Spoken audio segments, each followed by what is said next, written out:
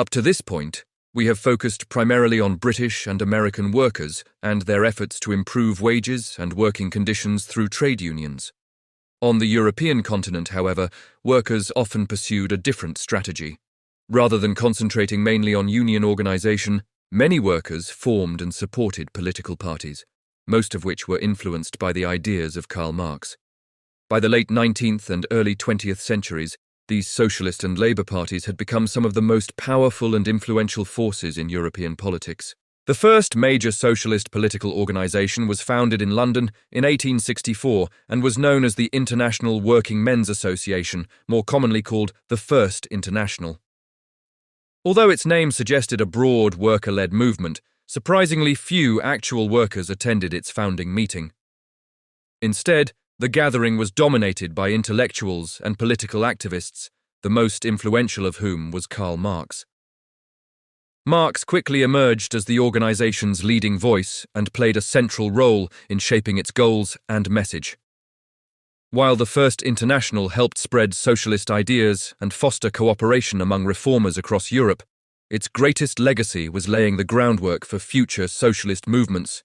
Soon afterward, the first major Marxist political parties began to emerge, bringing socialist ideas directly into national politics. Founded in 1875, the German Social Democratic Party, SPD, became the first truly successful mass membership Marxist political party. The SPD demonstrated that socialist ideas could attract widespread support and succeed in electoral politics, especially among the growing industrial working class.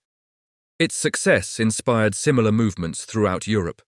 Before long, nearly every major European country had its own Social Democratic Party. Party memberships expanded rapidly, workers began participating in elections in unprecedented numbers, and socialist parties emerged as powerful forces in national politics. A major reason for this growth was the gradual expansion of voting rights across Europe. As more working-class men gained the right to vote, socialist parties found a large and receptive electorate, allowing them to convert their growing popularity into significant political influence. One of the most important long-term consequences of the revolutions of 1848 was the gradual spread of parliamentary government across Europe. By 1870, every major European country except Russia had established some form of parliament, giving citizens at least some representation in government. Even more significant was the expansion of suffrage, or the right to vote. Throughout the late 19th century, many European nations lowered property requirements and broadened voting rights, allowing larger numbers of men from the working and middle classes to participate in elections. As millions of workers gained a political voice for the first time, socialist and social democratic parties found a growing base of supporters. The expansion of suffrage therefore played a crucial role in transforming socialist movements from small groups of activists into major political forces throughout Europe. The expansion of voting rights throughout Europe gave millions of working-class men a voice in politics and transformed the political landscape. Several countries took important steps toward broader suffrage during the late 19th and early 20th centuries. In 1850, Prussia adopted universal manhood suffrage, although its three-class voting system gave greater influence to wealthier taxpayers, making it far from a true system of one person, one vote. France went further in 1875 by incorporating universal male suffrage into the Constitution of the Third Republic. Britain expanded its electorate through the Reform Act of 1884, granting voting rights to most adult men, though domestic servants and some men living with their parents remained excluded. Austria followed in 1907 by establishing full male suffrage in the western half of the Habsburg Empire. As these reforms brought increasing numbers of workers into the electorate, political parties recognized a vast new pool of voters.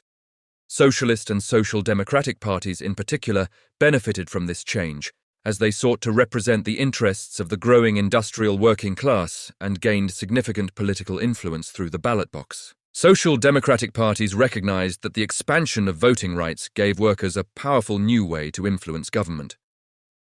Rather than relying solely on strikes or protests, these parties encouraged workers to vote consistently and elect representatives who would advance labour reforms through Parliament. If they could win enough seats, they hoped to pass legislation that would improve working conditions, regulate factories, limit working hours, raise wages, provide old-age pensions, expand disability insurance, create unemployment benefits, protect trade unions, and improve industrial safety. This parliamentary strategy proved highly successful. As working-class voters increasingly supported social democratic candidates, these parties grew rapidly across Europe. By the late 19th century, nearly every European parliament included dozens, and in some cases hundreds, of representatives from socialist and workers' parties. These elected officials became major forces in shaping labour legislation and social welfare reforms, helping to improve the lives of millions of workers through political action. Between 1870 and 1900, the growing influence of socialist and workers' political parties produced significant improvements in the lives of industrial workers across Europe. As these movements gained representation in Parliament, they successfully pushed for reforms that increased legal protections for workers, improved workplace safety standards, reduced working hours, and expanded social insurance programs. Governments became more willing to intervene in economic affairs to address the problems created by industrialization, leading to a gradual improvement in living and working conditions. Perhaps the most striking measure of this progress was the increase in real wages, the amount workers could actually buy with their earnings, which rose by approximately 50% during this period.